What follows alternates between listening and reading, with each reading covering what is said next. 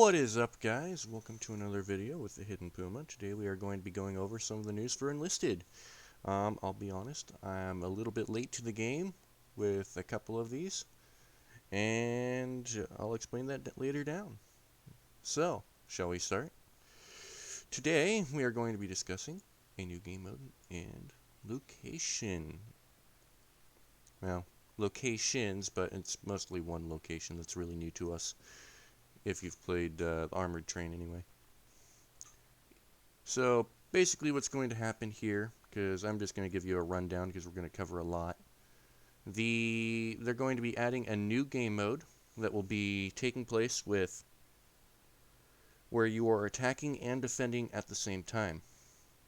An example would be, well, if you've played Heroes and Generals, you probably have a good idea of what that looks like, because that's what everything in Heroes and Generals looks like for the most part. So what's going to happen here is you're going to either, I think it said that this is how it's going to start, pretty much on this picture up here, or it's going to start like in Heroes in General, where you have a start position, then you have to like race, and then wherever you meet in the middle is where the combat starts. The way that you win or lose this new game mode is going to be based on how many troops you still have. If you capture a point, you get additional troops, probably an extra 200 troops. But and then the more troops you have, etc. You could either lose all your troops and lose the battle, or you could lose all your objectives and lose the battle. In this mode, starting to read there. New locations. So the new locations consist of La Perrelle Village for Invasion of Normandy. And sorry about that, I probably butchered it because I do not speak French nor know how to pronounce French words. From what it looks like, we have a barn, maybe a church or a tower. Looks like a small town here. We are likely going to get something, not in this update with this map, because I think this is the map here. It goes up to the river. But we are likely going to get something across the river if it's not an already existing map. Because you know how the game is. They like to add stuff all on the big map. So we have multiple great towers here, which are going to be great. Or I should say windmills. One's destroyed, one has a big hole in it, and one looks mostly intact with trenches all around them.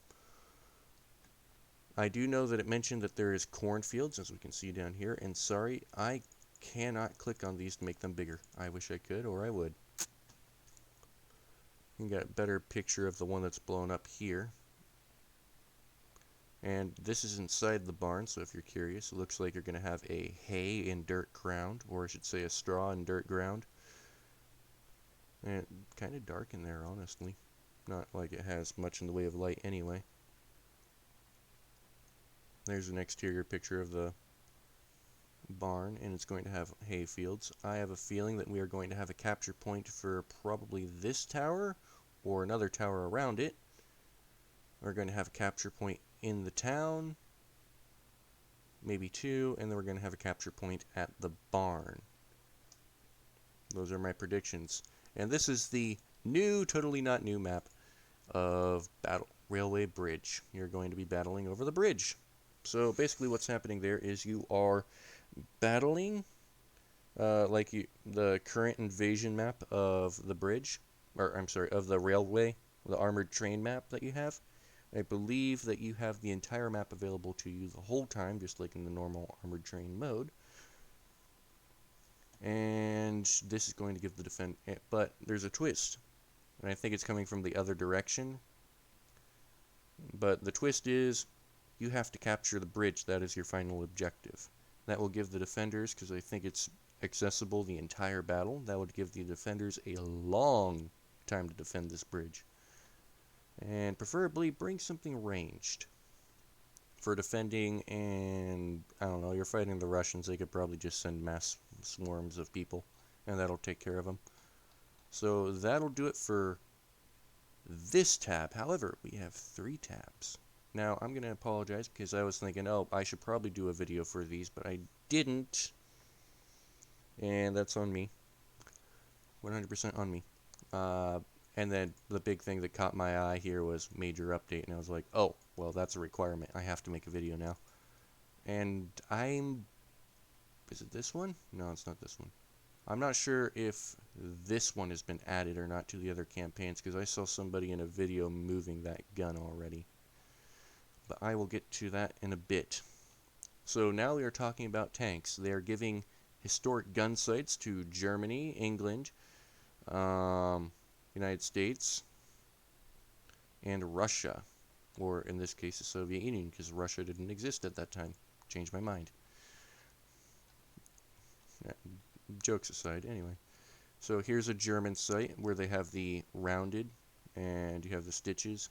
Each stitch is valued. So the big one here is 400, and then the little ones are 200. I'm not exactly sure how that works. I'm going to have to go look up a couple tutorials myself, and then I understand that these rotate for moving it over or something. And I think this is British because it's Tunisia. And I don't think we have any American tanks in Tunisia yet. Could be wrong, though. Pretty sure we don't have any American tanks, though. So that's pretty much British.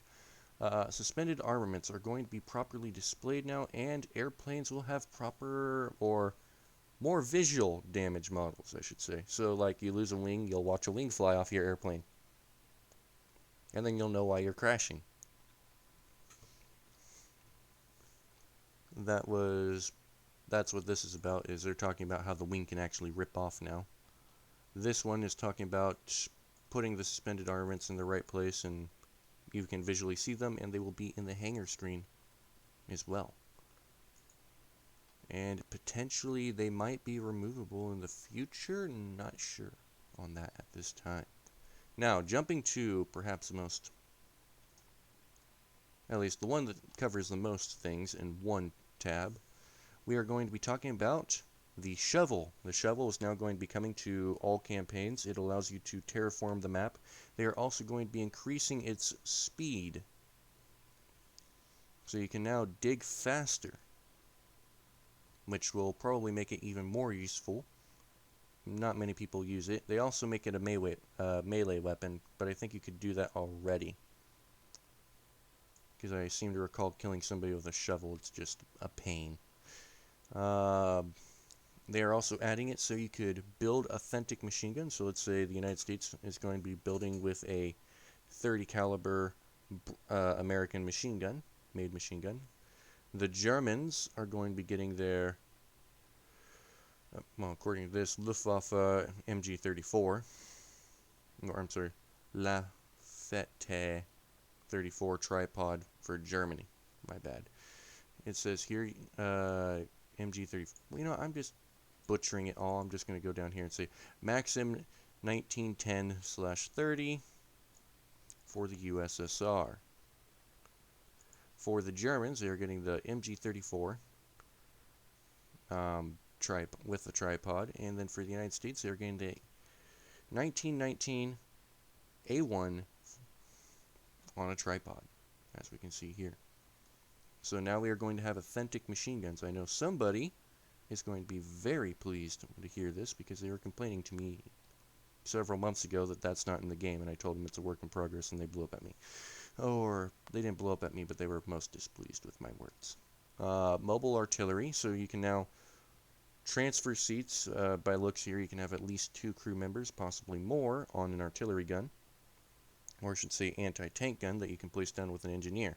This will make it so your engineers can jump on the gun and get off the gunning position and actually move to a more suitable position for moving the gun, and you can move the gun.